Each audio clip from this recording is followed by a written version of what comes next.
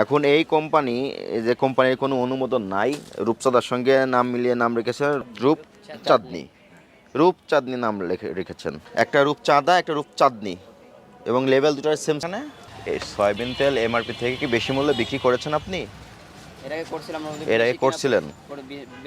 বেশি মূল্যে কেন বিক্রয় করে করেছিলেন এমআরপি থেকে? কেন হয়েছিল আপনার 980 টাকা, আমরা 1000 বিক্রি করতাম। 1000 টাকা করে বিক্রি করতেন সয়াবিন তেল? কোম্পানির তেল রূপচাঁদনি। সয়াবিন তেলগুলো নামান।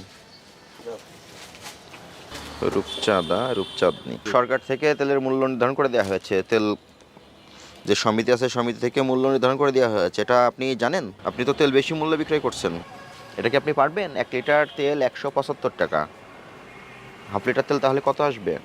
87 টাকা 50 পয়সা। আপনার এইটা কোন কোম্পানির তেল? আপনি 100 টাকা করে বিক্রি করছেন হাফ লিটার, এটা আবার 1 লিটার করেছেন 200 টাকা। এই 200 টাকা কি মূল্য করতে পারবেন আপনি? বেশি মূল্যে বিক্রি করেছেন, পাশাপাশি নিম্নমানের অননুমোদিত কোম্পানির তেল সেটাও বেশি মূল্যে বিক্রি করছেন। আপনি অপরাধ স্বীকার করেন? জি। ভবিষ্যতে অপরাধ করবেন? না স্যার। আপনার এই অপরাধে 10,000 টাকা আর্থিক জরিমানা করা হলো, এবং এরপর থেকে আপনি যে তেল বিক্রয় করবেন সেখানে যে এমআরপি দেওয়া থাকবে, জি। কোনোভাবে এমআরপি ক্রস করতে পারবেন না।